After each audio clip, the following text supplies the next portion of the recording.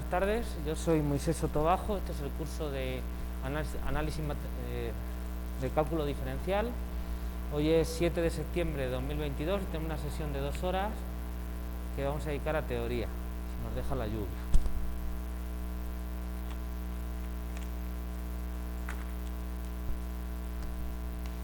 Bueno, vamos a ver. Lo primero es... estamos pues ya acabando la sección de trigonometría.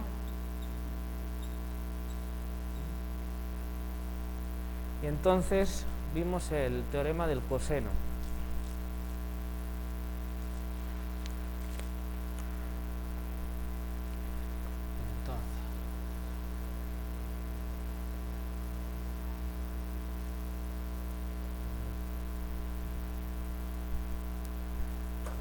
Pinche cámara no está bien calibrada y así pues no se puede.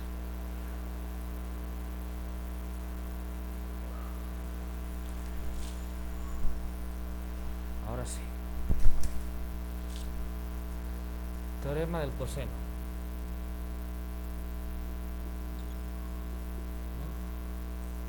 Entonces, bueno, pues ya no lo pongo. Tenemos un triángulo con lados A, B y C y lados opuestos. No, miento. Y un ángulo θ adyacente a los lados A y B, ¿no? Entonces, así como en el dibujo. Entonces, este es el ángulo θ y estamos poniendo B, A y C. Entonces, lo importante aquí es que el lado C es el opuesto al ángulo θ. ¿Bien? Entonces, lo que se tiene es que c al cuadrado es igual a al cuadrado más b al cuadrado menos 2ab coseno de θ. ¿Sí? Eso ya lo habíamos dicho y lo que pasa es que no terminamos la demostración, ¿no? Parece que nos quedamos atascados. Bueno, en realidad iba bien con la demostración, pero pues yo creo que estaba ya cansado y entonces me falló la fe, porque realmente era solo acabar la cuenta. Entonces vamos a hacerlo y acabamos la cuenta y ya nos desquitamos y acabamos con esta parte, ¿no? Entonces, a ver, demostración. Proyectamos este punto sobre el lado A, por ejemplo. También podríamos proyectar este sobre ese de aquí, ¿no? Pero vamos a hacerlo así. Proyectamos ortogonalmente para obtener triángulos rectángulos, ¿vale? ¿Por qué quiero triángulos rectángulos? Porque es la manera que yo tengo de obtener de ahí razones trigonométricas, porque el seno y el coseno, todo eso, lo he definido para triángulos rectángulos. Entonces, si quiero que en algún momento me aparezca el coseno, tengo que pasar por ahí, ¿sí se ve? Vale. Entonces, obtenemos los... Bueno, primero, entonces aquí pasa un punto y entonces esta longitud la voy a llamar U y esta la voy a llamar V, ¿vale? Entonces, cosas que tenemos. Bueno, primero, obviamente,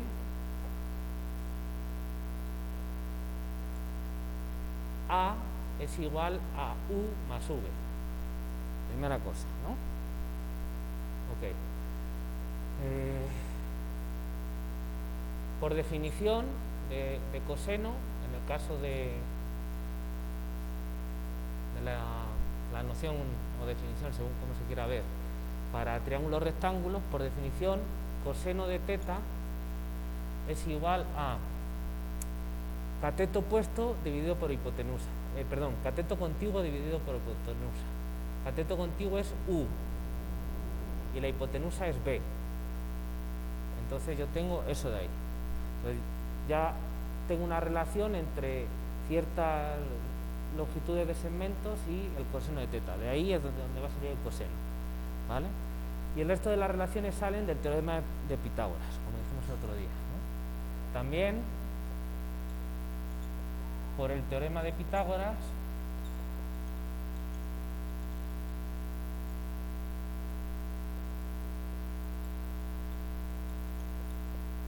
se tiene que en este triángulo que b al cuadrado es igual a, esto lo voy a llamar h, u al cuadrado más h al cuadrado. Y en este otro triángulo tengo que c al cuadrado es igual a h cuadrado más v cuadrado. ¿Están de acuerdo? Vale, pues ya con esas 4 igualdades es todo lo que necesitamos. El resto es hacer cuentas, ¿eh? Lo que pasa es que el otro día no lo acabamos. Así, entonces yo tengo que demostrar que c al cuadrado es igual a todo esto de aquí. Entonces voy a empezar por ahí. Esto se puede hacer de 7 formas seguro, pues yo voy a hacerlo así. Entonces c al cuadrado es igual, ¿dónde me aparece la c? Nada más aquí, pues la tomo, ¿no? Entonces c al cuadrado es igual a v cuadrado más h al cuadrado. Ahora, utilizo que h también aparece aquí, de hecho h al cuadrado. La despejo y lo pongo aquí. Entonces yo tengo v al cuadrado más h cuadrado, pero h cuadrado es b cuadrado menos u cuadrado. ¿Ok? De aquí despejé h cuadrado. Dije h cuadrado es igual a b cuadrado menos u cuadrado. Entonces lo puse aquí. ¿Sí se ve? Vale.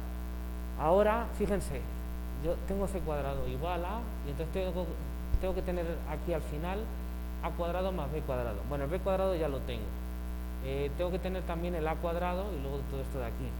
Bueno, se puede hacer de distintas maneras, hay que sustituir las relaciones entre u y v, y entonces, pues lo que voy a hacer es simplemente sumar y restar a cuadrado, y el resto voy a operarlo a ver qué me queda, ¿vale?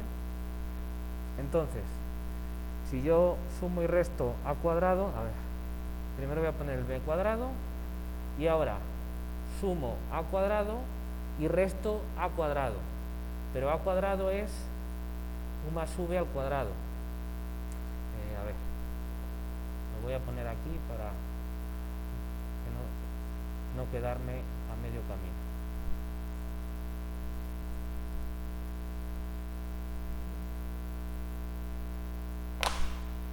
¿Vale? Y ahora tengo que poner lo que tenía, más v cuadrado menos u cuadrado. ¿Están de acuerdo? Lo único que hice fue sumar y restar a cuadrado, pero a es u más v. ¿Vale?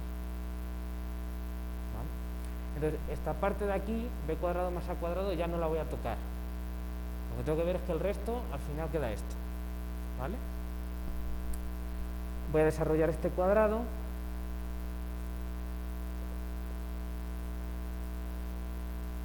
Entonces tengo menos u cuadrado, con este menos u cuadrado es menos 2u cuadrado.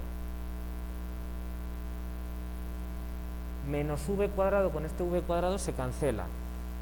Y luego me queda un menos 2u por v.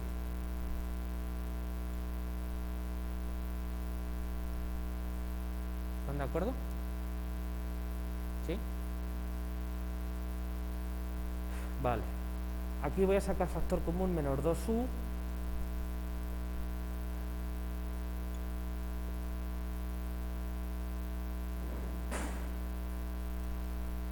Y entonces me queda de esta forma. ¿Están de acuerdo que sale eso? Y ahora u más v es a. Entonces ya pongo lo que es.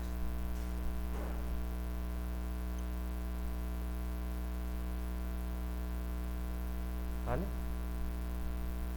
Y ahora ya falta poner el coseno. De aquí saco que u es igual a b por coseno de teta. Y ya está.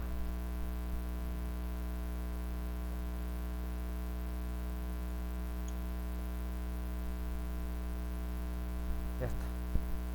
¿Vale? Solo había que acabar la cuenta, nada más.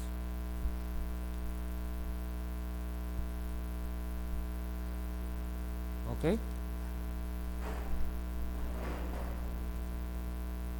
¿Vale? Entonces, en triángulos rectángulos uno tiene resultados muy fuertes que son pues, fundamentalmente el teorema de Pitágoras, que relaciona las longitudes. Pero el teorema de Pitágoras no me dice nada sobre las relaciones entre los lados, las longitudes de los lados y los ángulos. Para eso se utilizan las razones trigonométricas. Las razones trigonométricas son un invento para relacionar los ángulos con los lados. ¿De acuerdo? Y en general las razones trigonométricas nos permiten describir matemáticamente más fácilmente cosas que tengan que ver con geometrías circulares, con giros, con aperturas, con ángulos, con todo eso, ¿vale? Es como, no sé, es como un lenguaje para poder expresar eso, ¿vale? Las razones trigonométricas son un objeto que nos permite establecer esas relaciones, poder escribirlas, poder manejarlas, poder calcular con ellas, todo eso. Eso es lo que son las razones trigonométricas, ¿de acuerdo? Entonces, pues ya descubrirán en sus cursos de cálculo que dependiendo o de geometría también, que dependiendo del problema que tengan, a ver si la geometría es rectangular, es cartesiana, aparecen cuadrados, aparecen rectángulos, aparecen cosas, digamos, que son paralelas a los ejes, pues normalmente las coordenadas que uno tiene por defecto, que son las cartesianas, son las que mejor se adaptan a eso. Pero si uno tiene cosas más curvilíneas y sobre todo son cosas circulares, o donde la posición incluso aunque no sean circulares, puedes tener poliedros, pero la posición entre los poliedros es importante, no son cosas que son de 90 grados y ya, entonces ahí las razones trigonométricas van a aparecer seguro, porque es la forma más efectiva que hemos encontrado para expresar fácilmente ese tipo de cosas, ¿de acuerdo? Es el lenguaje que te viene bien para esas cosas. Esas son las razones trigonométricas, ¿bien? Entonces, para triángulos rectángulos, aparte del teorema de Pitágoras, tenemos las razones trigonométricas, que directamente están definidas para relacionar ángulos con los lados del triángulo, tal cual, ¿vale? Y tienen ustedes las identidades trigonométricas que relacionan unas con otras, aparte de la definición del coseno, del seno como cociente de los lados, etcétera, ¿no? Que ya hemos visto, ¿vale? Y si el triángulo no es rectángulo, pues como han visto, básicamente la idea es buscar ahí, poner un lado en algún sitio, un segmento, de manera que saques de ahí triángulo rectángulo, ¿vale? Pero no hace falta que lo hagas, porque ya lo hemos hecho, y el provecho que se le podía sacar ya se lo hemos sacado. ¿Cómo? Pues en forma del teorema del seno y teorema del coseno, que te relaciona también las razones trigonométricas con los lados del triángulo, ¿vale? O sea, haciendo este truquito, que básicamente lo uno puede hacer, lo que sacas es el teorema del seno y el teorema del coseno, y ahí ya los tienes, ¿vale? Entonces, pues ya está. Entonces son básicamente identidades, pues que, no sé, lo típico cuando uno ve trigonometría es que cuando tienes una ecuación o varias, pues hay algunas cosas que conoces, que son datos, otras que no, y las puedes calcular pues resolviendo ecuaciones, ¿eh? Y luego en general, pues si haces teoría, pues son relaciones que las puedes utilizar según donde te haga falta, ya está, ¿vale? Entonces no es nada más que eso.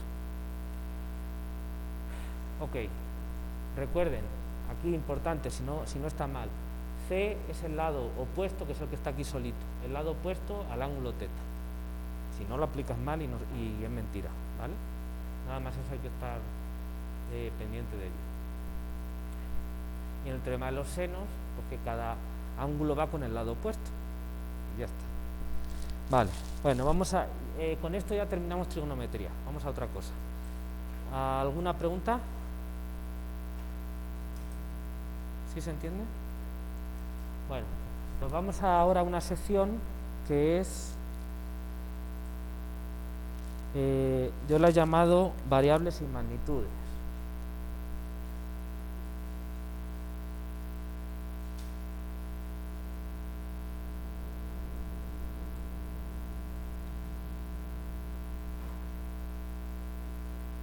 Entonces, bueno, ya que ustedes o algunos de ustedes son físicos, pues es bueno que escuchen algo de esto. Entonces, a ver, no les voy a leer todo, pero vamos.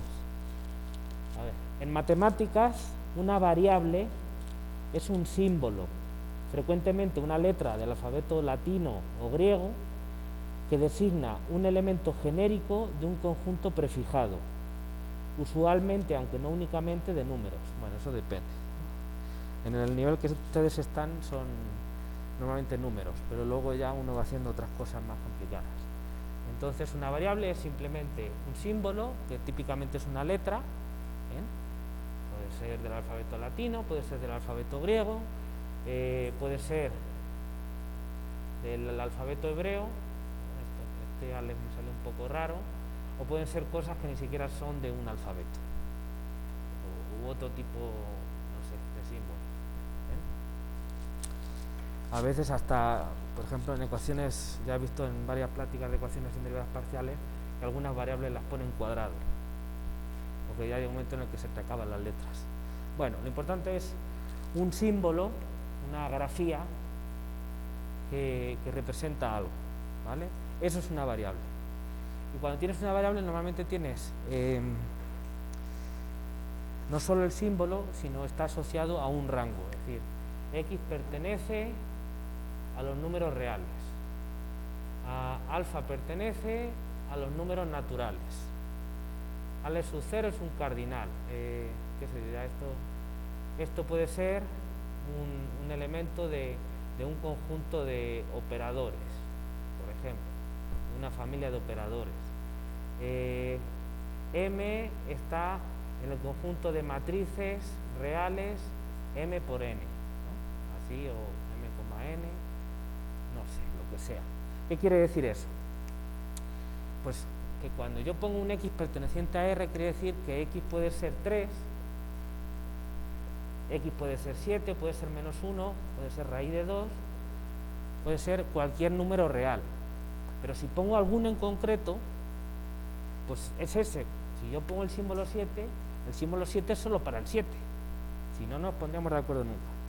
Entonces, ¿cómo se resuelve esto para decir algo para muchos objetos al mismo tiempo? Pues con las variables. Yo pongo una letra X y te digo, te voy a decir algo que sirve para todos los números reales. Entonces no pongo ninguno en concreto. Te pongo una letra y luego tú ya, en cada caso, sustituirás el que te convenga. Ese es el chiste de las variables, ¿ok? Esas son las variables. Eso es una variable. Entonces lleva asociado un rango, que quiere decir que es un conjunto donde puede tomar los valores la variable, es decir, los objetos que yo en principio puedo sustituir esa variable por esos objetos en ese conjunto, ¿vale? Bueno, va. En las ciencias se utilizan modelos matemáticos que son conjuntos de objetos matemáticos sujetos a unas leyes dentro de una teoría matemática, que se usan para formalizar ciertos fenómenos y formular ciertas hipótesis sobre ellos, con el fin de analizarlos, describirlos, explicarlos y simularlos. Bueno, vamos ahora a algo un poco más de la física. Un concepto clave en las ciencias es el de magnitud. ¿Vale? En términos generales, una magnitud es toda propiedad de los cuerpos o sistemas que puede ser medida. La Oficina Internacional de Pesos y Medidas, por medio del vocabulario internacional de metrología, define a la magnitud como un atributo de un fenómeno, un cuerpo o sustancia que puede ser distinguido cualitativamente y determinado cuantitativamente. Es decir, es algo que puedes fijarte en él y saber si es eso o es otra cosa, y además puedes medirlo, ¿vale? Es una escala de medida. Ejemplos: el tiempo, la longitud, el área, el volumen, la temperatura, la masa, la densidad, la posición, la velocidad y la aceleración, el precio, el beneficio, el coste, el índice de desarrollo humano, el número de individuos de una especie, etcétera, etcétera, etcétera. ¿Vale? ¿Qué más? Bueno, si las magnitudes se pueden medir, hay que hablar de qué es medir. Una medición no es otra cosa que la comparación a través de un instrumento de medida con un patrón. Ejemplo, el metro. En algún sitio ahí en París tienen un trozo de vara metálica que no se dilata demasiado y que eso es el metro. De alguna manera lo construyeron y entonces a partir de ahí, en teoría al menos, pues todos sabemos lo que es un metro y entonces comparando pues nos ponemos de acuerdo con las medidas, ¿no? No como antiguamente, que en un pueblo tenían un patrón, en otro pueblo tenían otro y no se ponían de acuerdo, ¿vale? Bueno, todavía los gringos y los australianos y no sé qué más pues siguen con lo de las millas y demás, allá ellos, ¿vale? Pero por los demás nos hemos ya puesto de acuerdo. Por tanto, el resultado de la asignación del valor depende de la unidad de medida. No tiene sentido medir sin una unidad de medida, ¿vale? Por ejemplo, medir una longitud es compararla con las marcas de un metro. Medir un tiempo es compararlo con lo marcado en un cronómetro, etc. El resultado de la medición, fijada a una unidad de medida, es un valor numérico llamado medida. La medida de algo es eso, ¿vale? Entonces, si lo piensan bien, por ejemplo, agarran una regla, ¿no? Y van a medir lo que sea. Si lo piensan bien, cuando dicen la longitud de algo, dicen, mide, no sé, 17 centímetros y 3 milímetros, ¿vale? Pues en realidad no es eso. En realidad lo que estás diciendo cuando tiene la regla es no una igualdad, sino una desigualdad. Estás diciendo, lo que yo mido está entre 17.3 y 17.4. Lo que pasa es que en lo que te equivocas ya es tan chiquito que dices, ya me da igual. Y agarro el de la izquierda o el de la derecha según, no sé, lo optimista que estés, ¿vale? Pero es eso lo que estás haciendo. Estás comparando con un patrón y lo que estás dando es desigualdades, ¿vale? Y ahora me permito recordarles, cuando hablábamos de números reales, si piensan un número real, por ejemplo, como un desarrollo decimal infinito, ¿vale? ¿Qué es un desarrollo decimal infinito? Es una colección infinita, infinito numerable, una sucesión de desigualdades. Cuando yo digo el número raíz de 2 es 1.4142, etcétera, y pongo el desarrollo decimal, lo que estoy diciendo, fíjate, es un número que está entre 1 y 2, y entre 1.4 y 1.5, y entre 1.41 y 1.42, y entre 1.414 y 1.415, y así sucesivamente. Y al final, cuando te digo, obviamente no puedo decirlo, pero en teoría sí, ¿no? Digamos, formalmente se puede decir, cuando yo te digo una infinitud de desigualdades, solo hay un número que cumple todas esas, que es el número raíz de 2. ¿Sí se ve?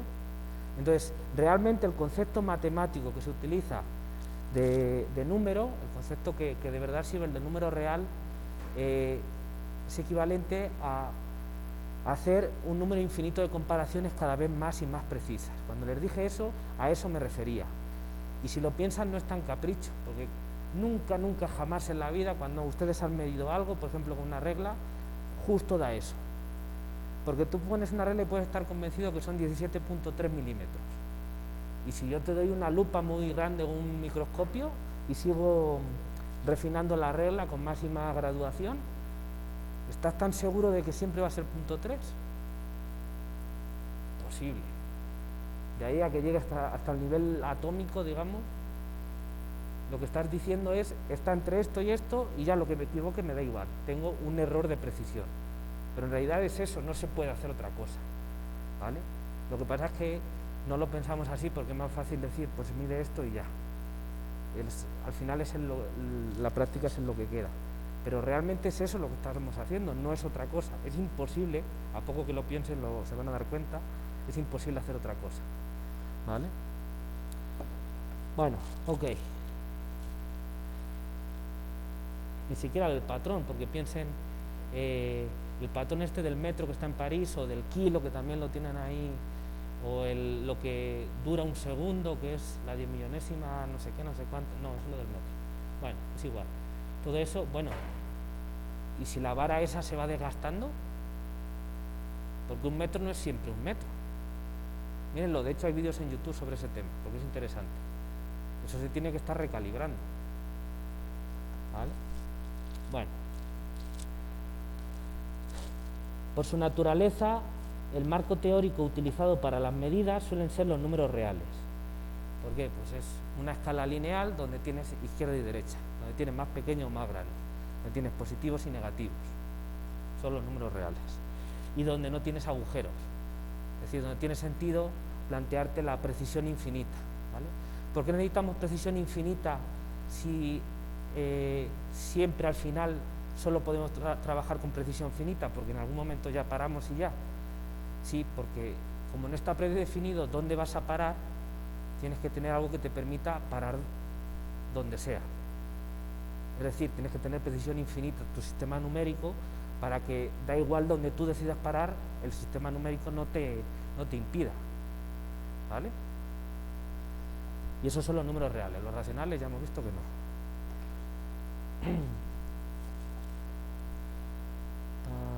eso ya lo he dicho. Las magnitudes consideradas en una unidad de medida son formalizadas con variables, las cuales tienen asociados conjuntos de valores admisibles. ¿Vale? Bueno, aquí tengo puesto un ejemplo con 3 unidades de medida, el Celsius, el Fahrenheit y el Kelvin, y tienen ahí cada uno su rango de medida, por ejemplo, y sus ecuaciones para relacionarlas unos con otros. Y me molesto en escribirlas porque además las tienen ahí en Wikipedia, donde quieran, ¿no? Relaciones entre la K, la C y la F. ¿Para qué se las escribo? Y cada uno tiene su rango. Por ejemplo, los grados Kelvin están en el rango 0 infinito. ¿Por qué? Porque se asume que no puede haber temperatura más baja que 0 grados Kelvin. Se asume, ¿no? Por lo que sabemos, eso es así. Y eso implica que la temperatura en grados Celsius no puede estar por debajo del cero absoluto, que en grados Celsius es menos 273.15. Entonces el rango es desde ese número hasta infinito. Y lo mismo para Fahrenheit. ¿Vale? Entonces siempre tienes un rango.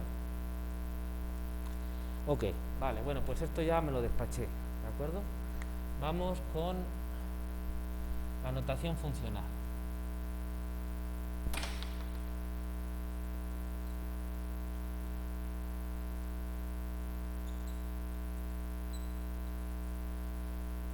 Es decir, vamos a hablar de las funciones y de todos los adjetivos que uno puede ponerle. ¿Bien? Entonces, a ver, concepto básico en matemáticas es el de aplicación. Entonces, yo tengo, sean X y Y, pase, dos conjuntos no vacíos. ¿De acuerdo? Bueno, aquí no nos vamos a complicar, porque es un tema de por sí complicado. ¿Qué son conjuntos? Pues una cosa que está formada por otras cosas y donde tienes claro, si yo te digo algo, tú me sabes responder si está o no está. ¿Vale? Es decir, tienes definido una relación de pertenencia. ¿De acuerdo? Y ya está. Nada más. Para nosotros eso es un conjunto sin entrar más en detalles. Entonces, una aplicación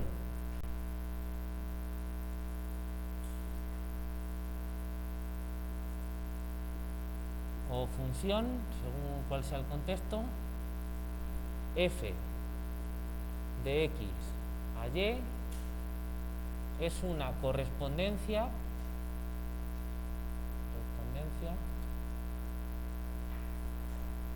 que a cada elemento x perteneciente a x mayúscula le asocia un único elemento y perteneciente a y mayúscula. ¿Algo más ahí? ¿Perdón? No vacíos. Ajá. Aplicación o función. Hay varios nombres que se utilizan, pero los dos más comunes son aplicación o función. También se puede hablar de mapeo, por ejemplo,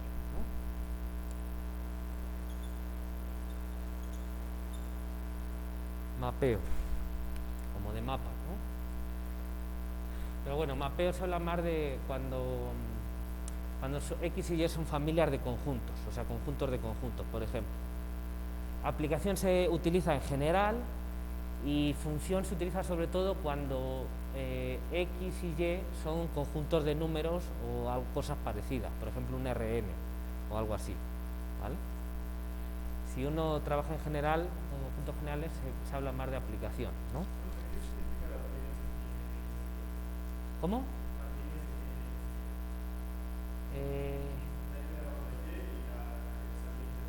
Esas las pongo yo para que se distinga la mayúscula de la minúscula, nada más. Es que si no lo pongo, hay veces que uno no se sabe si estoy poniendo la minúscula o la mayúscula. Estoy usando la mayúscula para el conjunto, a veces la pongo, a veces no. Y así pongo la minúscula. Sobre todo en la X, porque la X es muy fácil que no se distinga, tal y como yo lo escribo. Entonces, si le pongo el tupé, pues eso es en mayúscula, ¿vale?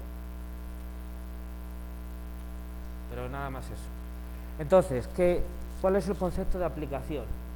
Pues es una forma que yo tengo de hacer establecer una relación, una ligadura, un nexo, no sé, busquen todas las palabras que quieran decir, es que al final solo uno puede dar rodeos, porque esto es elemental, ya no te puedes ir más abajo, entre dos conjuntos. Entonces lo que digo es, pues yo tengo elementos aquí en mi X,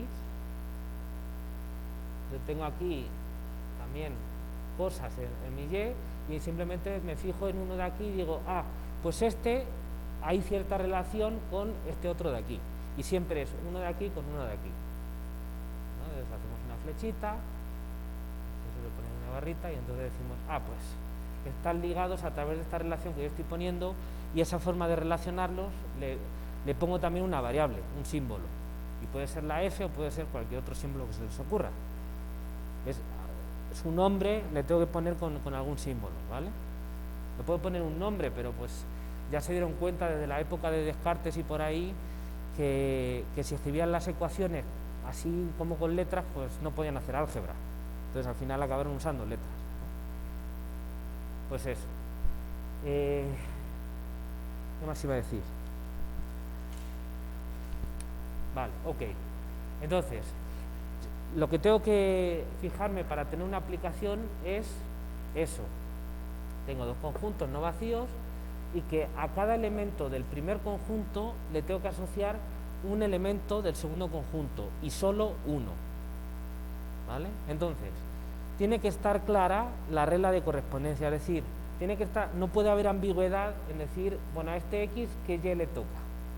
Tiene que estar claro que hay uno que le toque, y a lo mejor no se puede calcular, a veces que uno tiene funciones y no las puede calcular, pero una cosa es no saber calcularlas y otra cosa es saber que existe esa relación y que está clara cuál es, aunque no la pueda calcular, ¿vale? Si se pudiera calcular todo, no tendríamos computadoras. Las computadoras se inventaron porque había cosas que no se podían calcular con fórmulas y entonces había que hacer otras cosas, había que hacer aproximaciones, ¿vale? Pero una cosa es saber calcularlo y otra cosa es saber que existe ese objeto. ¿Bien? Entonces tiene que existir esa regla unívoca, que me diga de verdad que solo hay un Y al cual yo lo relaciono. Y segunda cosa, eso, un único elemento. Yo no puedo asociarle varios.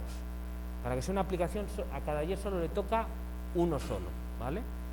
Hay otra cosa luego que se llaman funciones multivaluadas, que se trabaja sobre todo en la variable compleja, pero eso ya es otra cosa. De momento, olvídense de eso, ¿vale? Solo les aviso. Pero entonces, en la mayoría de las matemáticas se utiliza el concepto de aplicación y es esto. Bueno, ¿qué más? ¿Cómo se suele denotar esto? Bueno, ya puse aquí una forma, pero esto solo me indica los conjuntos y el nombre de la aplicación. Esto, si uno quiere dar más detalles, dependiendo de qué información quiera dar, se suele denotar así. ¿Ok? Entonces fíjense, estoy poniendo el símbolo de la aplicación, 2 puntos, es la sintaxis. El conjunto de salida, una flecha simple, más o menos larga, eso da igual, pero una flecha simple. Me refiero a que esto no vale, esto es una implicación lógica, eso es una flecha doble, ¿vale? Y esto aquí se pone una flecha simple. El conjunto de llegada, ¿bien? Entonces es importante distinguir cuál es el primero y cuál es el segundo, por esto de aquí que he dicho. Y justo debajo yo pongo la variable que representa un elemento genérico del conjunto este de aquí, el primero, y abajo la variable que representa un elemento genérico de este conjunto de aquí, del segundo, ¿vale? En medio pongo una flecha, pero la flecha de abajo se pone con una rayita aquí, ¿vale? Entonces esta rayita es para los conjuntos y esta de aquí es para las variables. Esto siempre es así, ¿de acuerdo? Y aquí, aparte, estoy poniendo que esta variable de llegada es igual, y estoy poniendo el símbolo de la aplicación y entre paréntesis la variable de entrada. ¿vale? Esto también siempre se escribe así, ¿de acuerdo? ¿Hay alguna pregunta sobre...? Me imagino que esto sí ya se lo han explicado, ¿no? Ok, vale.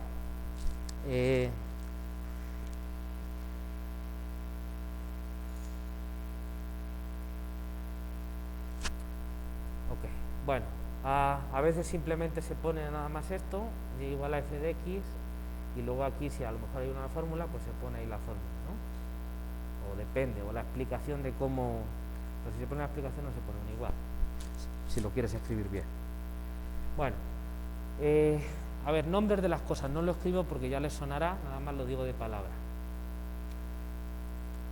El conjunto de salida se llama dominio, ¿de acuerdo?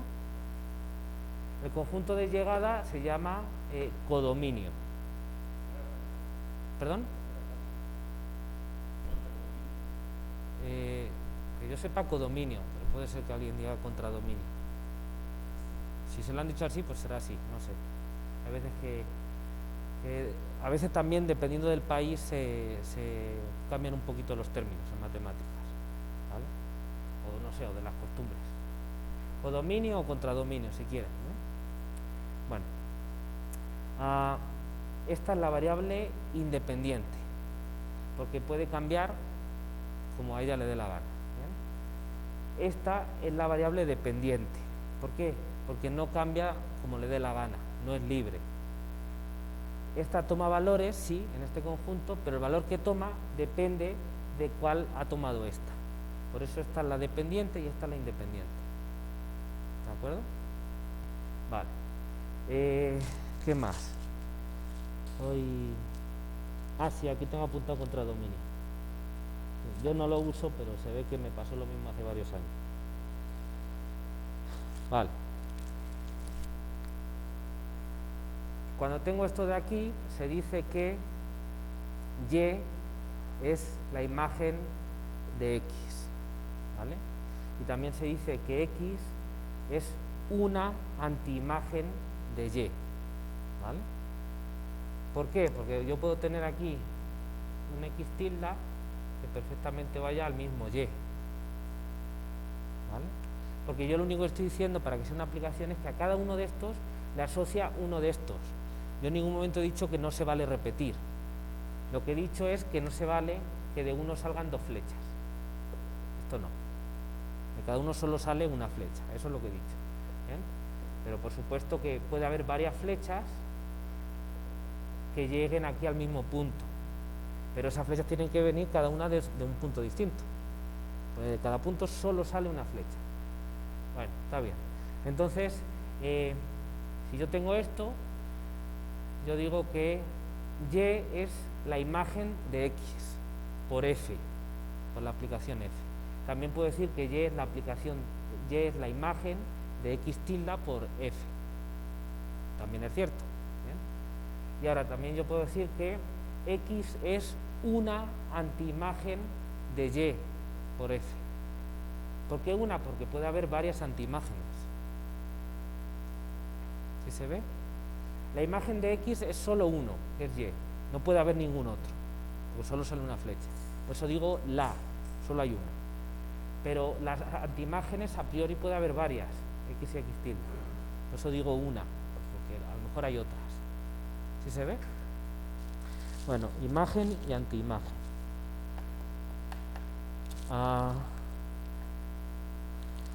El rango, imagen o recorrido, lo podemos denotar así. Bien. A veces hay gente que escribe también esto, o también esto, bueno, como quieran. Por eso no vamos a pelear, ¿no? ¿Qué es esto? Es el conjunto de los Y pertenecientes a Y mayúscula, tales que existe X perteneciente a X, tal que f de X es igual a Y. ¿Vale? Entonces, esto por supuesto es un subconjunto del codominio. ¿Vale? Esto se llama imagen de F o rango de F o recorrido de F. Cualquiera de las tres palabras. Imagen, rango o recorrido. ¿Vale? de la aplicación. Entonces simplemente lo que yo digo es un subconjunto de Y en el cual todos los puntos que están aquí les llega alguna flecha de algún sitio, ¿vale? Y a los que están aquí fuera no les llega ninguna flecha. ¿Sí se ve? Porque está claro que de todos estos puntos de aquí a unos les llegará alguna flecha y hay otros que no les llegará ninguna, ¿vale? Puede ser este conjunto de aquí, digamos, el que no le llega ninguna puede ser que sea vacío, puede ser que a todos les llegue flecha, pero a lo mejor hay alguno que no, ¿vale? Desde luego alguna flecha tiene que llegar, así que la imagen nunca es vacía, porque siempre hay... Lo peor que te puede pasar es que todas las flechas lleguen al mismo, pero ya tienes al menos uno, ¿vale? ¿Sí se ve? Ok. Entonces la imagen siempre es un subconjunto del codominio, ¿vale? Normalmente a uno es más interesante, cuando uno tiene una aplicación, es más interesante la imagen que el codominio. El codominio es como informativo de dónde puedes llegar, pero realmente la parte de Y que estás utilizando es la imagen, ¿vale? Pero bueno. De hecho, en general, si A es un conjunto de X, el conjunto f de A, que son los Y pertenecientes a Y mayúscula, tales que existe un X perteneciente a, no a X, sino a A, tal que f de X es igual a Y. Esto también es un subconjunto de Y, de hecho un subconjunto de la imagen, y pues es la misma idea, ¿no? Es decir, si yo agarro de aquí nada más un subconjunto, pues ese subconjunto, y digo, pues a ver, todas las flechas que salen de aquí, ¿a dónde van? A este de aquí, pues esa es la imagen del conjunto A por la aplicación F, o sea, f de A. ¿Sí se ve? La misma idea, pero solo con un cachito del dominio. ¿Ok? Esto se llama la imagen de A por F, ¿no? En particular, si A es igual a X, esto es la imagen de X por F. Pero como X es el dominio, pues es la imagen de F y ya, ¿vale?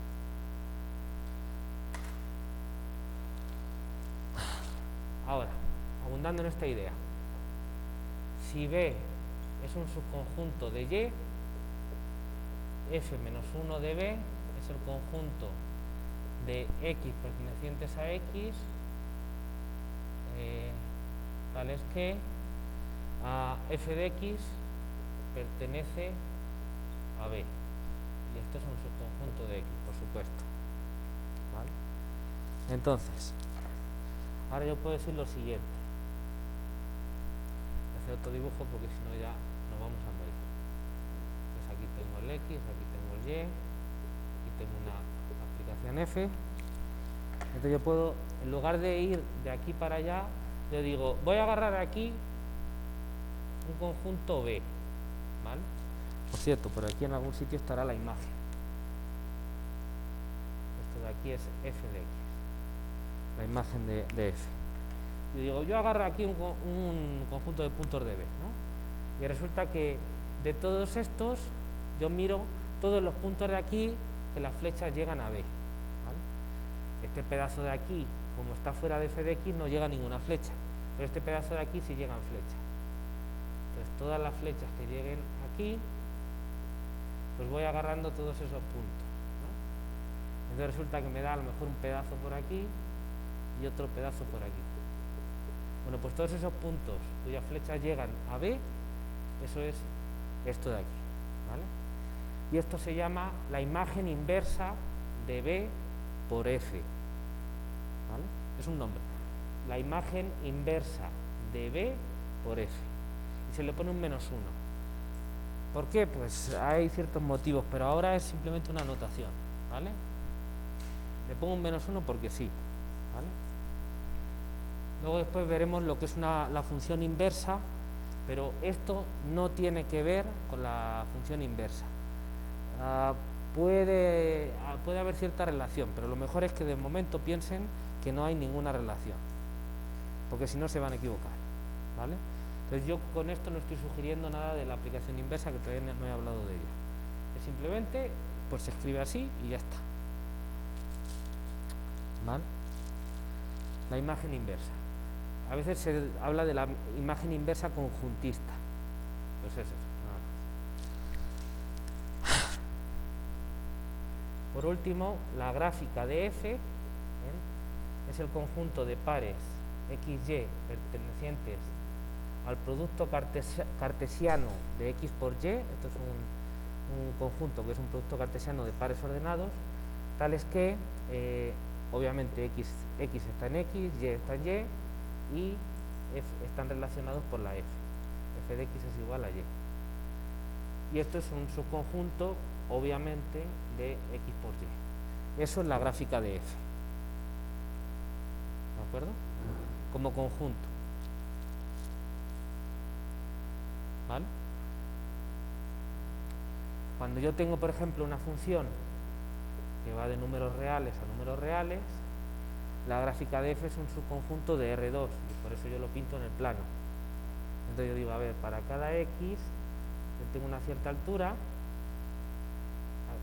este numerito es F de X, entonces pinto este puntito. Si pinto todos los puntitos, pues me sale la gráfica de la función. ¿Vale? Un lugar geométrico, es un conjunto de puntos XY, tales que Y es igual a F de X. X en el dominio. ¿Vale? ¿Sí se ve?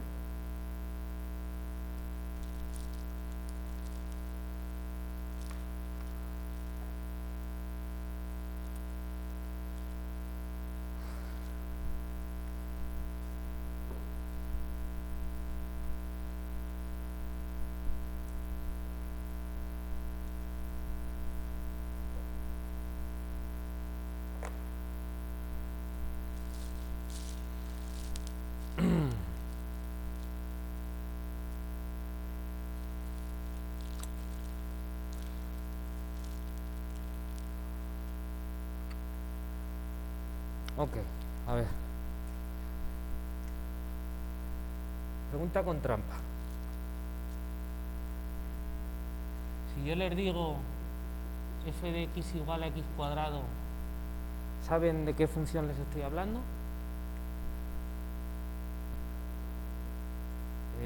Luego vamos con eso. ¿Sí saben todos de qué estoy hablando? F de x igual a x cuadrado.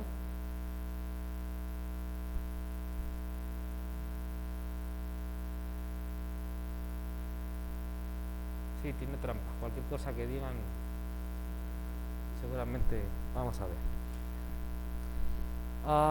Tienen que tener claro que una cosa es una formulita. Esto lo puedo escribir de otra manera. Yo puedo decir también y igual a x al cuadrado.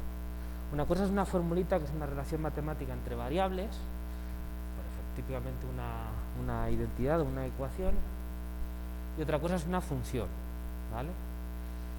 Los ingredientes de una función o de una aplicación son tres.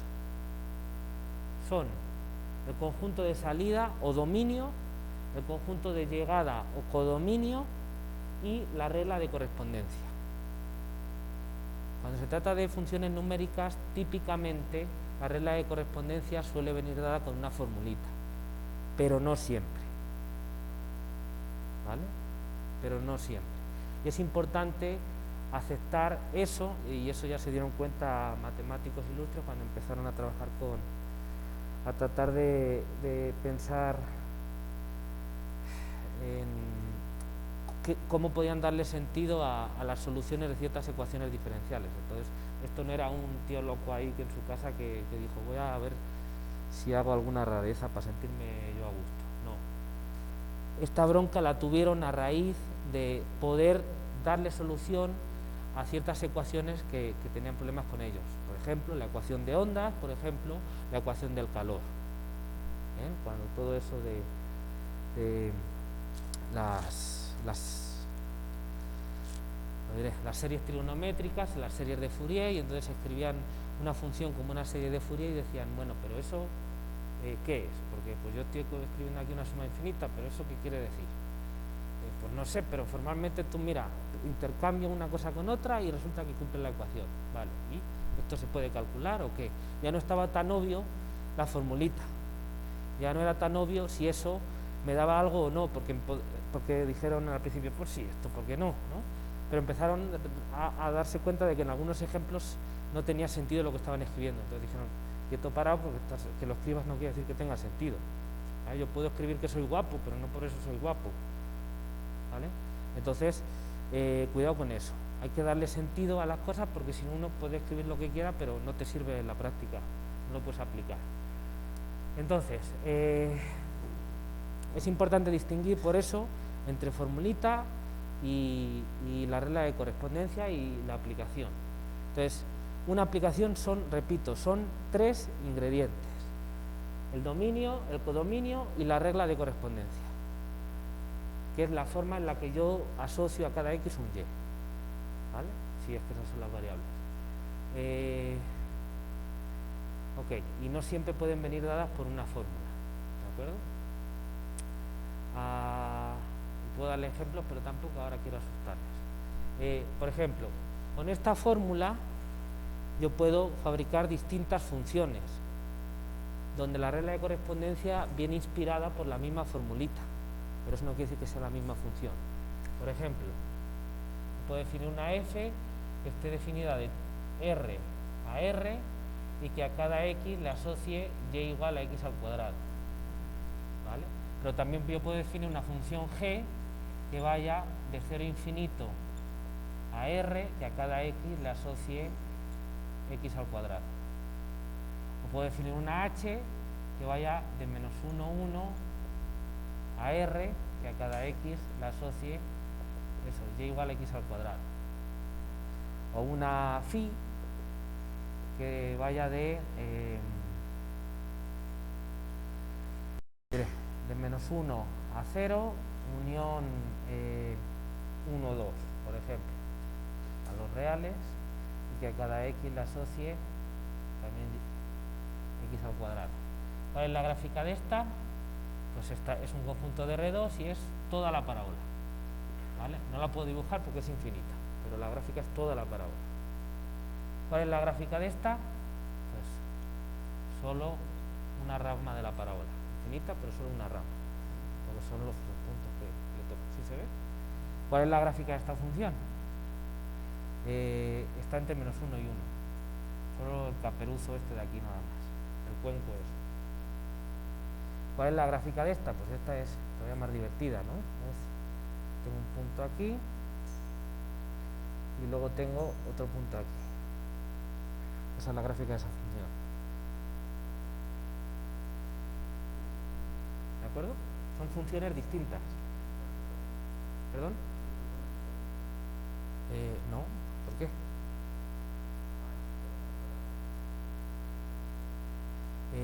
De menos 1 a 0 y de 1 a 2. Aquí está el menos 1, el 0, el 1 y el 2.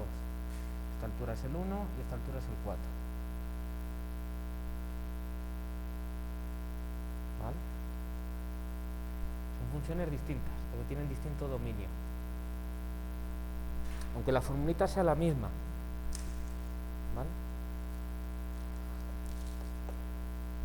Pero es que se puede poner más interesante la cosa, ¿vale?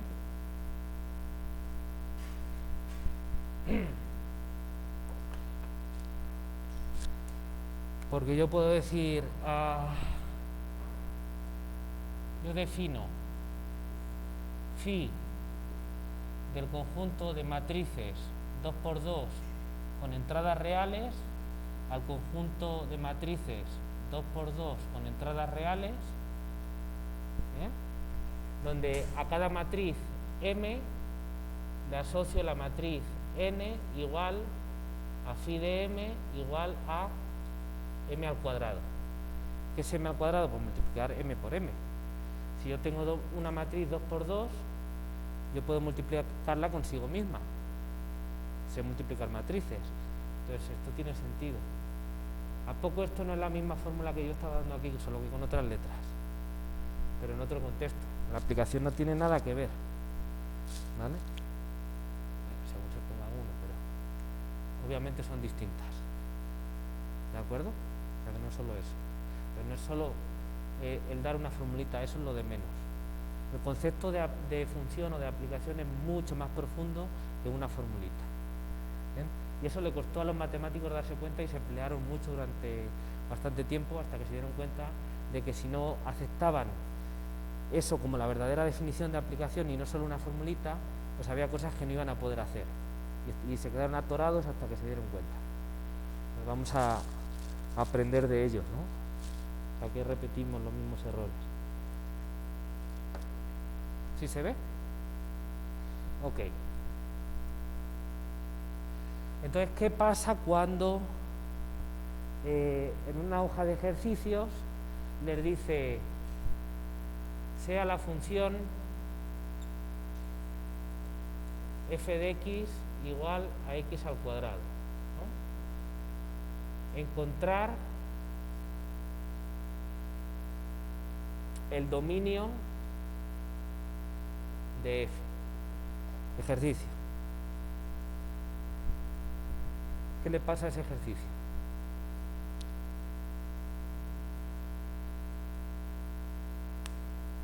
Sea la función f de x igual a x al cuadrado, encontrar el dominio de f. ¿Por qué te pide el ejercicio hacer eso? ¿Cuál es el dominio de f? ¿Este? ¿O este? ¿O este? ¿O este? ¿O este? ¿Y por qué este?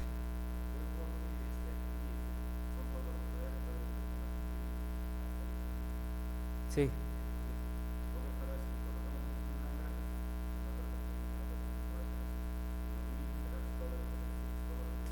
Ajá.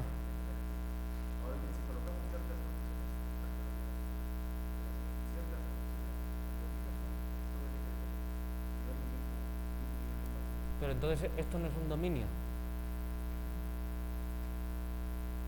Esto no es... Si quieres te cambio la variable, a mí me da igual, no tengo ningún problema. A las matrices yo las puedo llamar x también. Lo puse así como para que se notara que era diferente, pero... Ya está. Esto no es una función, no es esta la fórmula. En vez de así ponle f. ¿Por qué esto no es un dominio? Porque esto no es el dominio de la f. O de la phi. Pero la fórmula es la misma. Lo que pasa es que el enunciado es truculento. Según se mire puede estar mal escrito o está asumiendo un cierto convenio. ¿Vale? El problema es cuando el convenio no se explica a ustedes. Entonces pues se quedan huérfanos. Pero bueno, no se preocupen porque para eso estoy yo aquí hoy. El ejercicio como tal no tiene solución porque está mal escrito. ¿Vale? Lo que pasa es que está asumiendo cosas y no las está diciendo. Entonces, el ejercicio en realidad debería decir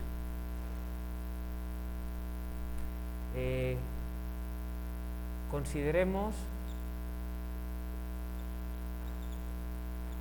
un conjunto A contenido en los números reales, porque asumo que estoy trabajando en los números reales,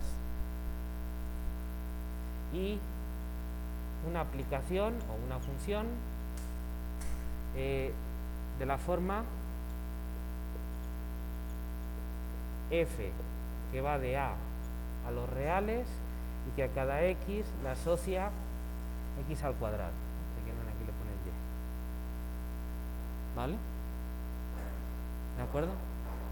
Pregunta. No, y de hecho voy a poner entre paréntesis. Para cualquier A para el que tenga sentido. Para el que tenga sentido. Porque puede haber algunos conjuntos para los cuales esto no tenga sentido. En este ejemplo no, pero ahora les pongo uno donde ya hay problemas. Ejercicio. ¿Cuál es el conjunto A contenido en los reales? Repito, más grande para el cual esto es posible, ¿vale? Entonces, donde decía esto, debía decir todo esto, ¿vale? Ahora entienden por qué al profesor le daba pereza y escribía solo esto, ¿verdad? Pero en realidad esto lo que quiere decir es esto, exactamente eso. Cuando les preguntan, calcula el dominio de la función, ¿vale? Por pereza lo están haciendo, lo están escribiendo, pues formalmente es incorrecto, ¿vale? No hay problema si uno hace un convenio y dice, bueno, como todos nos entendemos, cuando yo ponga esto queremos decir esto de aquí, ya está. Si es un convenio de notación para hacerte la vida más fácil, ningún problema. Pero si se hace eso, si no se hace eso y nunca se explica, está mal, porque entonces ustedes no, es imposible en la vida, aunque vivan 1000 años, que entiendan esto de aquí, porque contradice lo que yo les estaba diciendo hace un rato, lo contradice. Entonces es imposible que entiendan algo. Y al final acaban por decir, prefiero no entenderlo, voy a ver si hago los cálculos y apruebo el examen y sigo para adelante. Eso no sirve. Solo hacer cálculos no sirve. Ya se lo he dicho. ¿Por qué? Porque hay computadoras y no piden pan y lo hacen más rápido. Básicamente. No necesitamos gente que sepa hacer cuentas. Yo no. Yo hago mi trabajo y ya. El mundo no necesita gente que sepa hacer cuentas porque eso ya no hace falta. Hace 50 años, hace 100 años, sí. Ahora ya no. Ahora necesitamos gente que piense. Algo que no pueden hacer de momento las máquinas. Entonces, créanme, no elijan el camino fácil, porque el camino fácil es un callejón sin salida. Ahora están a tiempo de elegir el buen camino. ¿Que cuesta más? Pues se ha jodido, que cuesta más. Yo les digo la verdad, tal y como va. ¿Vale? El que engaña no es traidor. Entonces, hay que entender las cosas, porque solo entendiendo las cosas, uno luego puede generar cosas nuevas, que es lo que se les va a pedir, porque es lo único para lo que van a hacer falta personas. Para todo lo demás ya va a haber máquinas. ¿Vale? Entonces, de verdad traten de entender las cosas, es que si no les va a ir mal. Entonces, y si alguien no les explica las cosas y no se entiende, pues se lo exigen, exíjanselo, porque para eso están aquí y tienen derecho a que se lo expliquen. ¿Vale? Y eso sí es ser rebelde, no hacer otras tonterías. Exijan sus derechos. ¿De acuerdo? Están aquí para entender las cosas, se las tienen que explicar. Bueno, entonces, esto está mal, puede ser un convenio, pero que se lo digan. En realidad lo que quiere decir es esto, ¿de acuerdo? Entonces fíjense lo que está asumiendo. Esto en un ejercicio de un libro de cálculo 1 o unos ejercicios en un curso de cálculo, ¿no? Típico. Si es en un cálculo de varias variables, pues no es R, es RN, ¿no? Depende del contexto. Pero está asumiendo cosas. Está asumiendo, el codominio es R, el dominio es un subconjunto de números reales. Y ahora dice, bueno, yo aquí puedo poner cualquier conjunto de números reales, ¿bien? Para algunos de ellos la fórmula tendrá sentido y para otros no. Por ejemplo, yo puedo agarrar y decir, en lugar de poner la fórmula y igual a x al cuadrado, yo puedo poner la fórmula y igual a raíz de x, ¿vale? Eso tiene sentido, ya lo saben, en los números reales tiene sentido solo si x es mayor o igual que 0. Si x es negativo, eso no tiene sentido. En los números reales, en los complejos sí, pero eso es para otro curso. Entonces, cualquier conjunto A que contenga números negativos no tiene sentido con esta fórmula, ¿vale? Entonces, la pregunta es, de todos los conjuntos A de números reales que se te puedan ocurrir, para algunos tiene sentido definir esta función con esta fórmula y para otros no. Ahora, ¿existe el conjunto A más grande posible para el que tenga sentido? ¿Vale? A priori, lo de más grande posible podría no estar bien definido, pero en este caso sí, porque pues básicamente es un árbol y entonces al final llegas al más grande posible, porque si tú tienes dos para los que tiene sentido, A y B, la unión de A con B también tiene sentido. ¿Por qué? Porque si tiene sentido para todos los x de A y todos los x de B, pues para la unión, que es o de x o x en A o en B, pues también. Entonces, como para la unión también las ramas siempre se cierran, entonces tiene sentido hablar del más grande, del conjunto más grande. Y entonces, Después de explicar todo eso, tiene sentido el ejercicio y lo que le preguntan es ¿cuál es el conjunto más grande tal que pasa esto con x al cuadrado? Respuesta: A igual a todo R. ¿Vale? Y aquí, respuesta: A igual a 0 infinito. Ese es el dominio de esa función. ¿Vale? Me parece bien que se hagan convenios, pero los convenios implican informar a todas las partes y que se pongan de acuerdo. Si tú haces un convenio sin ponerte de acuerdo conmigo, eso no es un convenio, es una estafa. Pues te estoy engañando, ¿vale? Bueno, me estás engañando, ¿no? Según, tal y como lo había dicho. ¿Sí se ve? ¿De acuerdo? Entonces, repito, para tener una aplicación necesito 3 ingredientes: el dominio, el codominio y la regla de correspondencia, que puede ser una formulita o no, ¿vale? Entonces, este tipo de preguntas en realidad quiere decir esto, ¿vale? Y así sí tiene sentido preguntarlo. ¿Vale? Ok.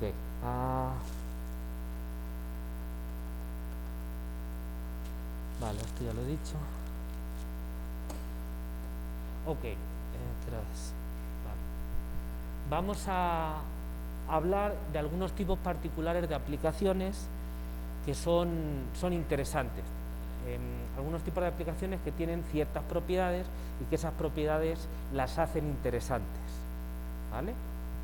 Por ejemplo, primera subsección de esto, de notación funcional, inyectividad y sobreyectividad, ¿no? Vamos a hablar de funciones inyectivas y funciones sobreyectivas o sobreyectividad. Y también de funciones biyectivas, ¿no? Supongo que eso ya lo han visto, ¿no? Si les han hablado de eso. Bueno.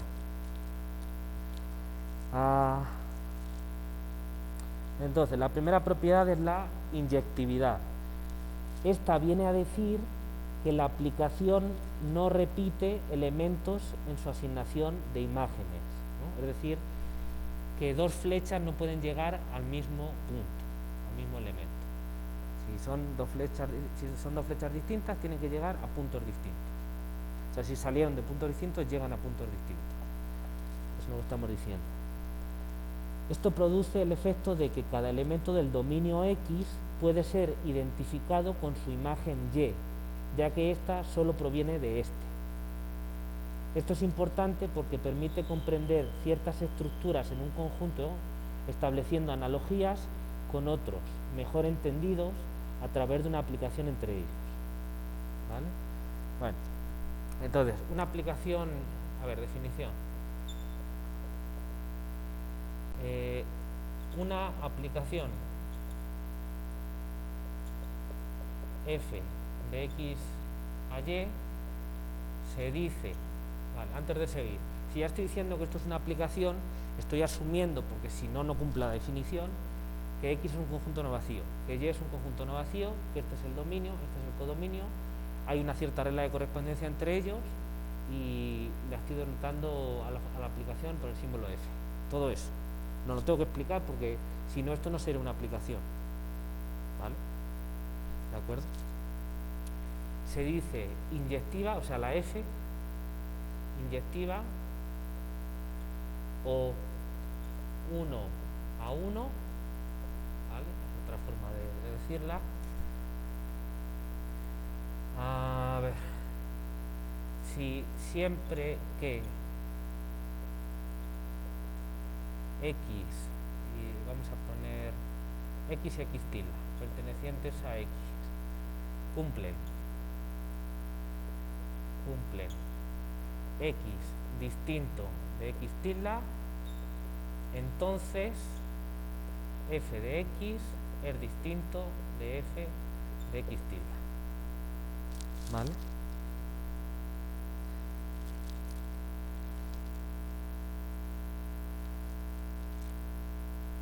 ¿De acuerdo? Otra forma equivalente de decir lo mismo, ¿no?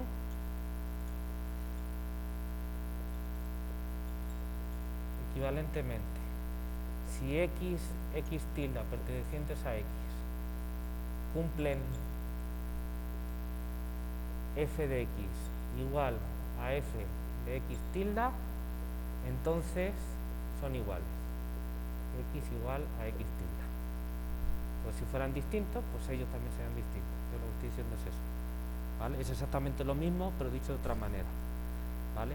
Hay veces que para demostrar que una aplicación es inyectiva o que no lo es, depende, se utiliza esta forma. Hay veces que se utiliza esta forma, depende, ¿no? Pero son lo mismo. O otra forma, equivalentemente, también puede ser útil. Equivalentemente, f es inyectiva si para todo y perteneciente a f de x, que es la imagen de f, existe un único x perteneciente a x tal que f de x es igual a y, ¿vale? Otra forma equivalente, ¿bien? A ver, si y está en la imagen, por definición existe un x tal que f de x es igual a y. Aquí está escrito. Entonces, ¿cuál es la novedad? Que estoy diciendo que es único. Esa es la novedad, ¿vale? En esta definición. Entonces, tres formas diferentes de decir que una aplicación es inyectiva, ¿vale? Cualquiera de las tres se puede usar dependiendo del contexto, ¿no? A veces conviene una, a veces conviene otra. ¿Ok? Bueno, lo que estaba explicando antes es que cuando uno tiene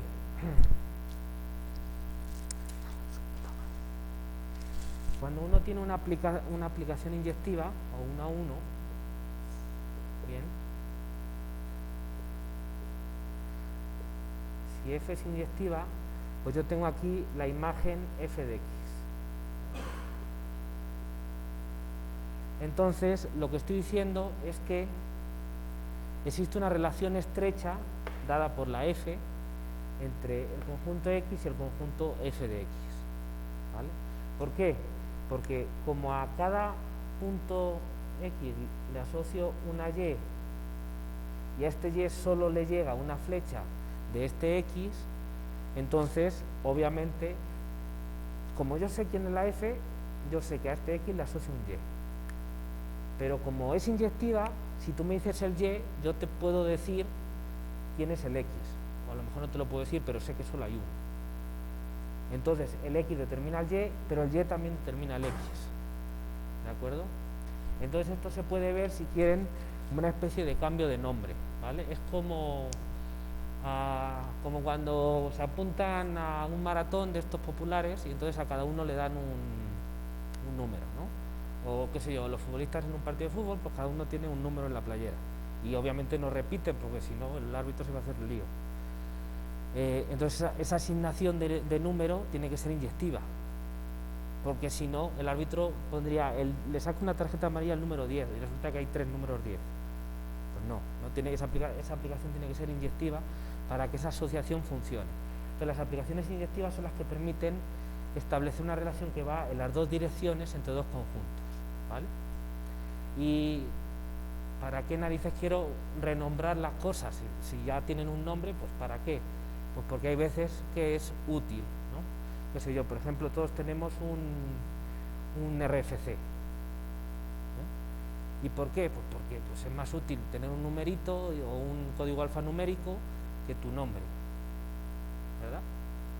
O tu nombre o tu identidad, porque, qué sé yo, a ver, Guadalupe Jiménez Ramírez es posible que haya varias en México, ¿no? Digo, sin ofender, ¿verdad? Entonces no es solo el nombre, es la persona en sí, ¿eh? El nombre puede ser problemático. El RFC, pues en principio debería ser uno para cada persona, no deberían repetirse si no hay ningún error, ¿vale? Pero es más, en el contexto de las matemáticas es interesante tener aplicaciones inyectivas, o luego en general veremos biyectivas, pero la esencia está aquí, sobre todo cuando yo tengo un conjunto en el que quiero estudiar ciertas cosas y no me sale, ¿vale? Pero resulta que muchas veces simplemente haciendo una relación entre los objetos de tu conjunto y otro tipo de objetos en otro conjunto que a lo mejor aparentemente no tenía nada que ver, ¿bien?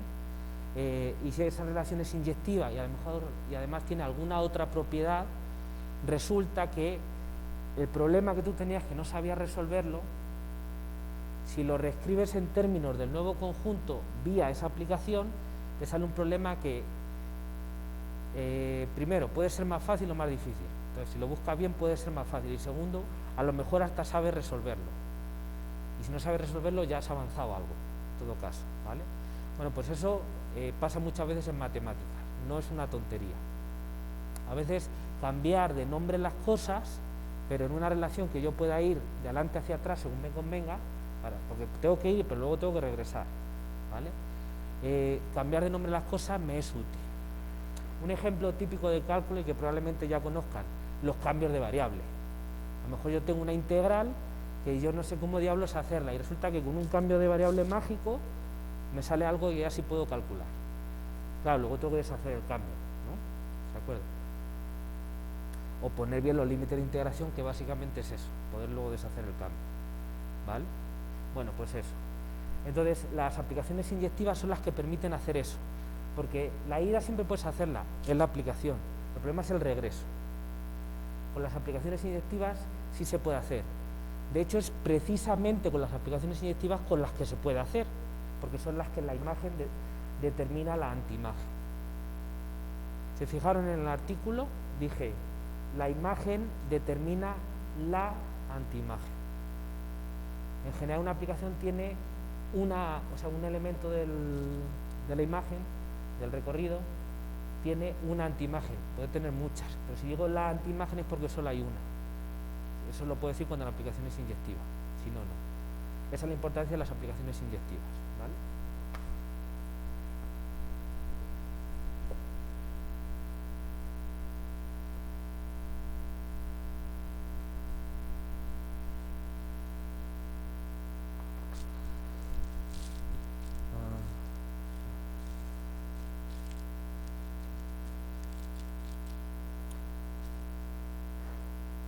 Vale. Ahora, la sobreyectividad. Definición. Una aplicación f de x a y se dice sobreyectiva o simplemente sobre si la imagen es igual al codominio, ¿vale?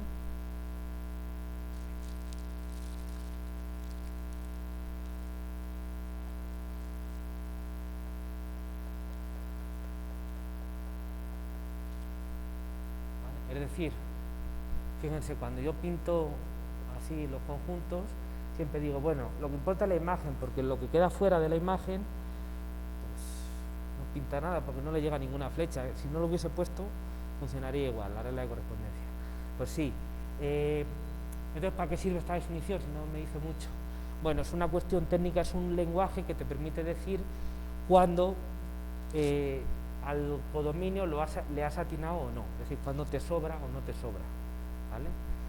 Pero no solo eso, sino a veces la imagen puede ser un conjunto muy raro y el codominio, pues no te vas a complicar la vida viendo quién es la imagen. A lo mejor no te interesa calcularlo, fijarte, que le pongo los números reales y listo.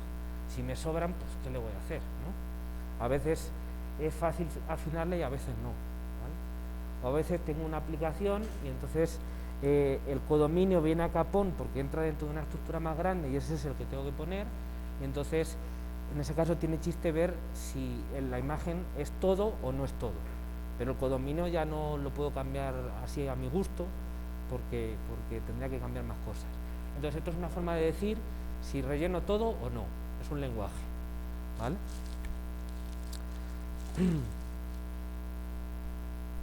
Vale, y ahora definición. Una aplicación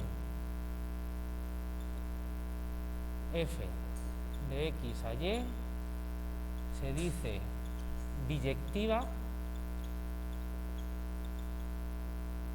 si es inyectiva y sobreyectiva. ¿Vale?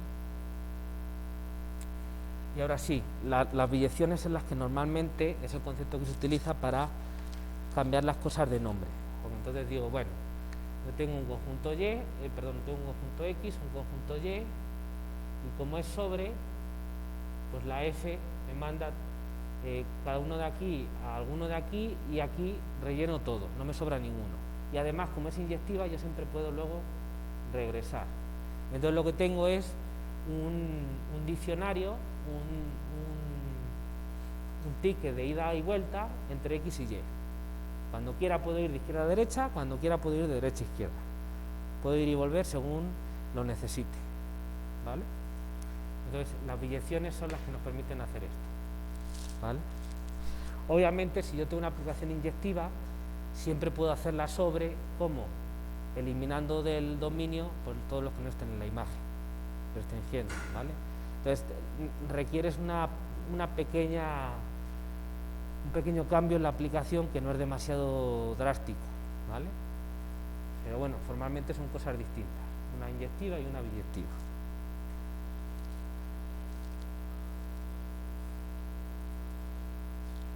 Ok. Sí, prometo. ¿Sí se entiende lo que dije? ¿Tienen alguna pregunta? ¿Alguna duda? Vale, bueno. Ok.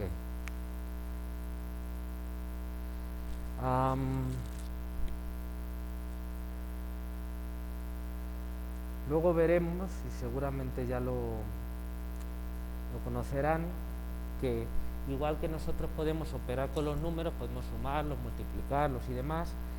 Luego, cuando uno tiene funciones, también puede sumarlas, puede multiplicarlas, hacer potencias, todo ese tipo de cosas, con funciones numéricas, ¿no? Luego eso lo veremos más adelante. En general, con aplicaciones no tiene sentido, que quiere decir sumar dos cosas que no se pueden sumar, o que yo no he definido cómo sumarlas.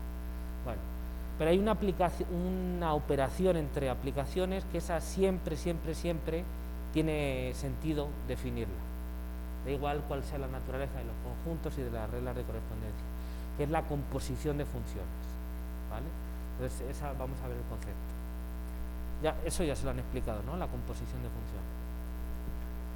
Entonces, a ver, la composición.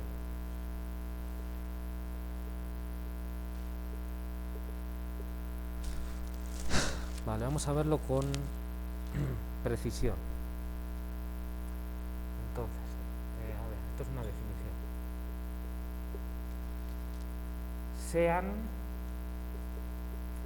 X, Y, Z mayúscula, y D sub F contenido en Y. Conjuntos no vacíos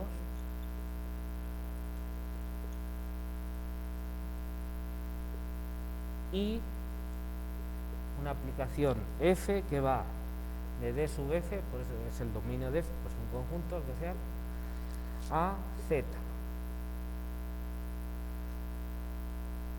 Y otra aplicación G que va de X a Y. Aplicaciones tales que, y aquí pongo una condición, G de X, la imagen de G, está contenida en D sub F, el dominio de F. Entonces, si se cumple esta condición, bueno, todo lo que he puesto aquí, pero esta es una condición que se tiene que cumplir necesariamente. Si no, esto no tiene sentido. Entonces, la composición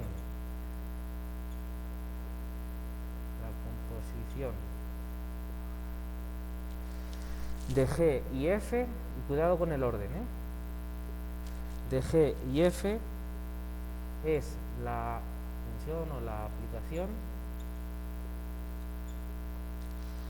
F o G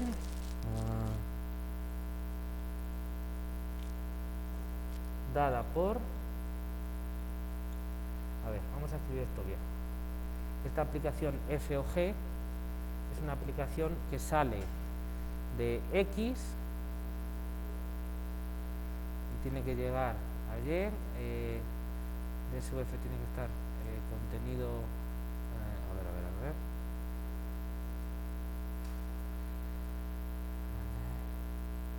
Esto está mal.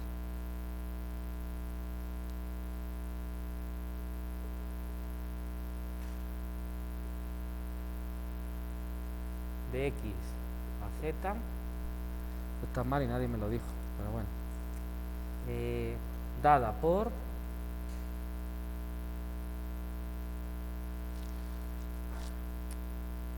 f o g de x igual a f de g de x para todo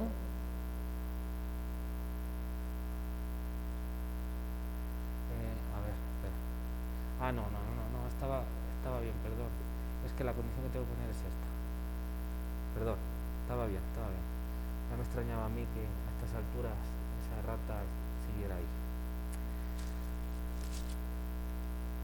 Vale, la definición de composición, a ver, me dejan borrar aquí para hacer el dibujo aquí al lado.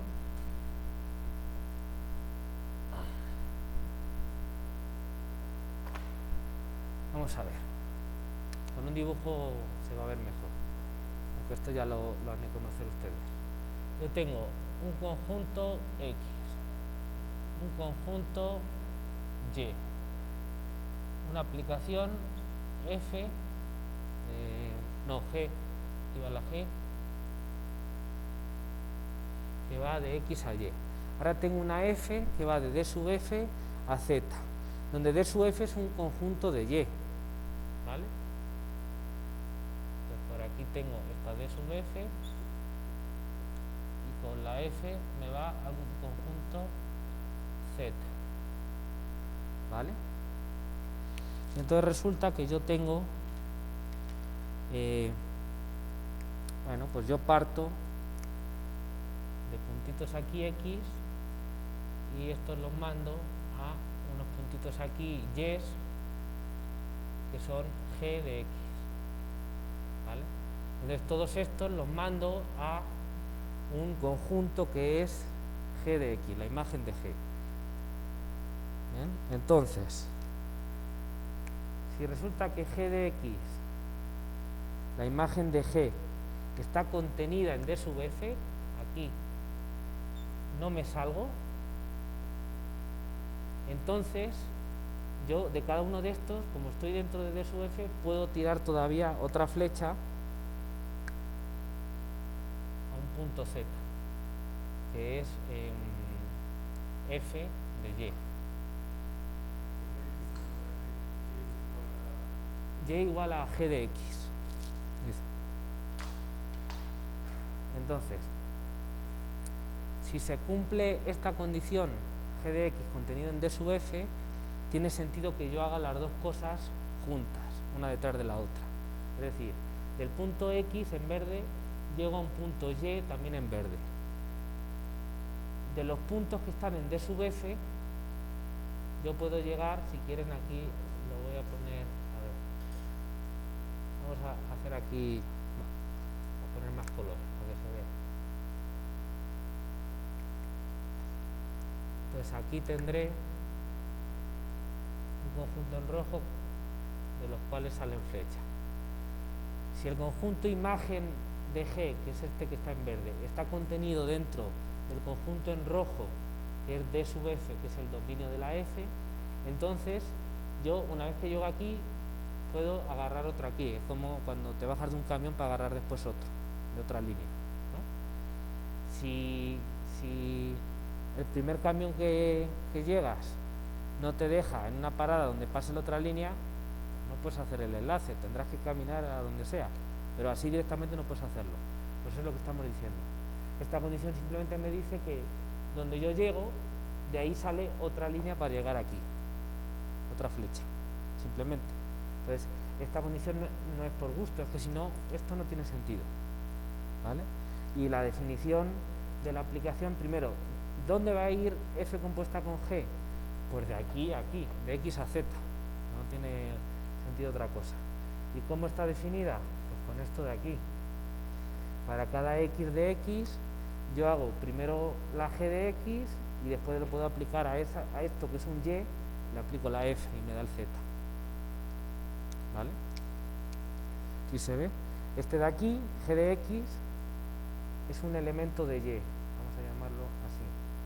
Pues le puedo aplicar la f. Entonces, por eso lo puedo, en lugar de y pongo g de x. Pues lo puedo meter entre paréntesis y aplicarle la f. ¿Vale? Es un argumento válido si se cumple esto. ¿De acuerdo? ¿Vale? ¿Sí se entendió? Esto me imagino que ya lo han visto. A ver, cuidado, la composición no es conmutativa. No es lo mismo f compuesta con g que g compuesta con f. No se le puede dar la vuelta. ¿Vale? Primero porque en general, si yo cambio aquí los conjuntos, no tiene nada que ver. Porque si se fijan, aquí tiene que haber en medio un punto en común, un conjunto en común que es el y. Porque si no, no engancha una con la otra. Es imposible. ¿Vale? Primera cosa. Entonces, si les doy la vuelta, a lo mejor eso no encaja. Pero pudiera ser que se encajara, por ejemplo, pues si yo considero siempre funciones de R a R. Vale, ningún problema. Pero aún así, si yo le doy la vuelta, me puede salir otra cosa diferente. Podría pasar todavía otra cosa, que es que una tenga sentido, se cumpla esta condición, y que al darle la vuelta, la condición correspondiente no se cumpla. O sea, que tiene sentido componerlas de una forma, pero no de la otra.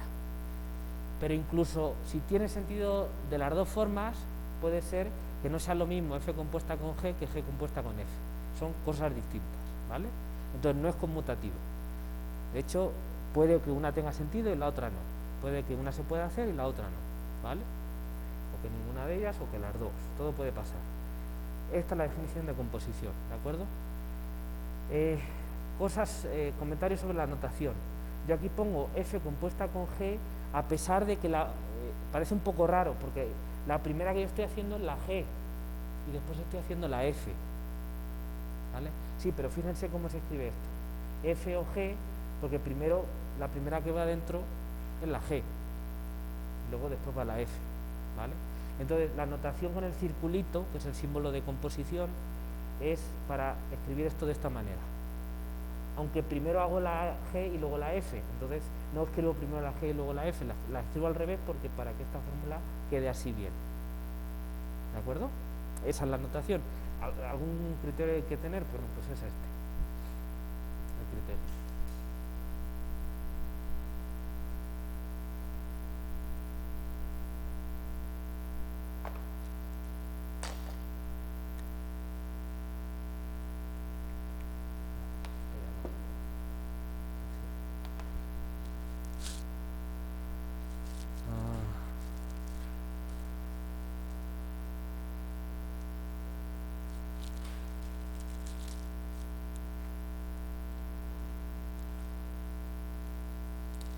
Ok, bueno, luego vamos a ver ejemplos, pero quiero acabar de darles las definiciones.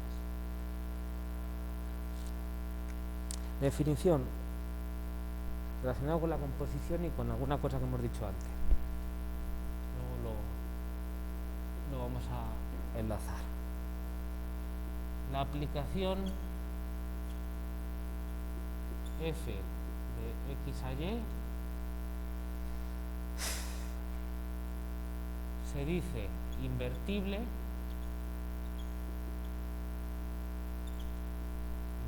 de invertir si existe otra aplicación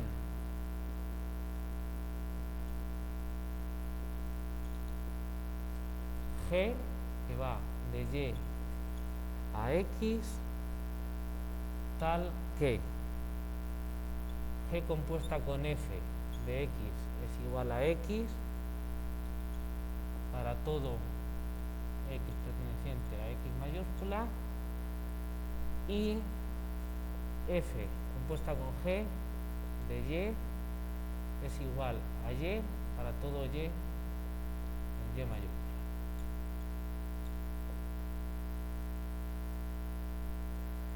En este caso, G se llama inversa de F y se denota G igual a F a la menos 1. ¿Vale? Esto es lo que estamos diciendo antes de la aplicación imagen inversa. Eso es otra cosa que no tiene que ver con esto. Bueno, no es lo mismo, algo tiene que ver, pero no es lo mismo.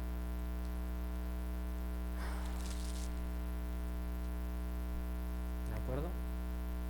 Entonces, bueno, lo que estamos diciendo es que yo tengo aquí un conjunto X, yo tengo aquí un conjunto Y, yo tengo una aplicación F que va así y luego una G que regresa.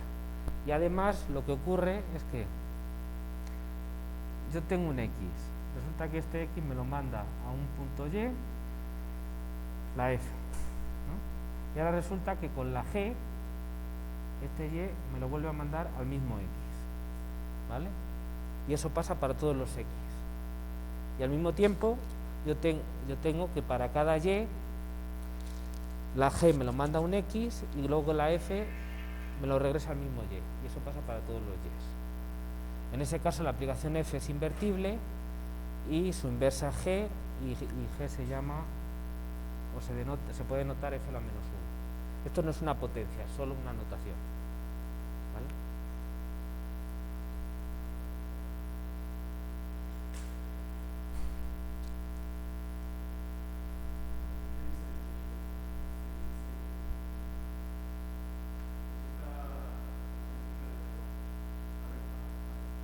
Aquí, inversa, se llama la inversa de F.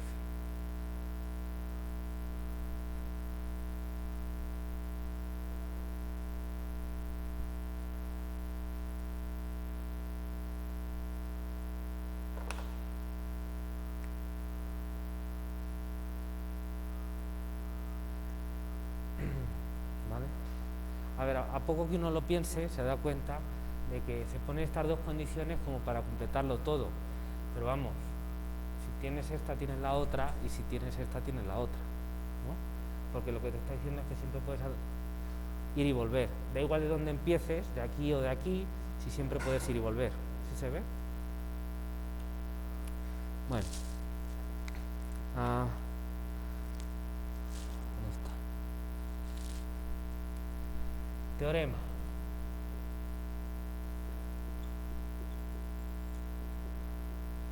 F es invertible si y solamente si F es biyectiva. ¿Vale?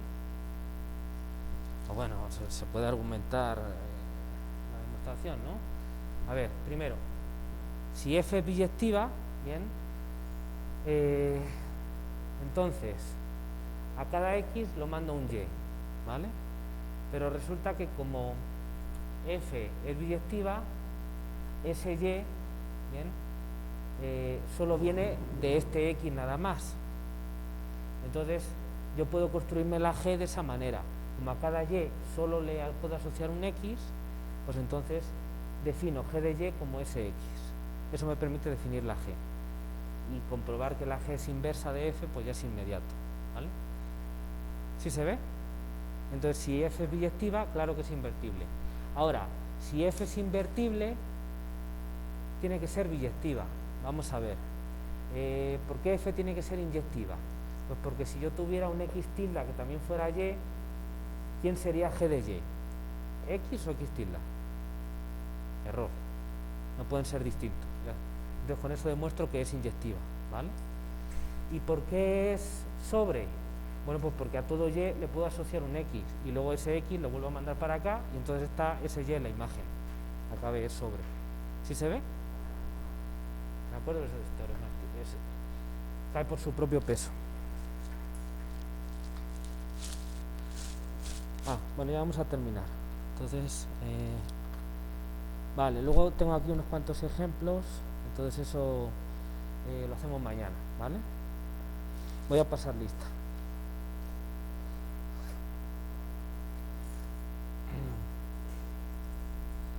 A ver,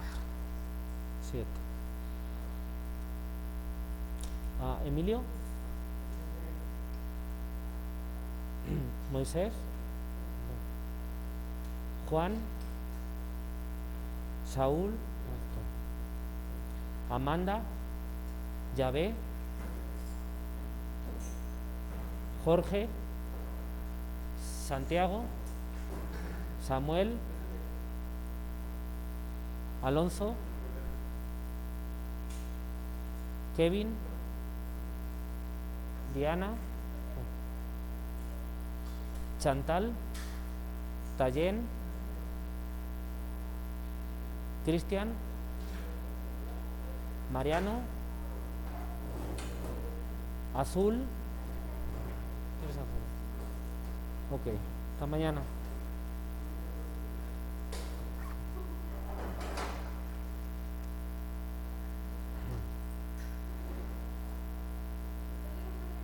Hasta luego.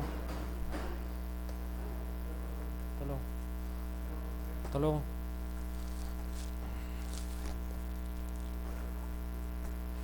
Voy a apagar esto. Hasta mañana. Hasta mañana.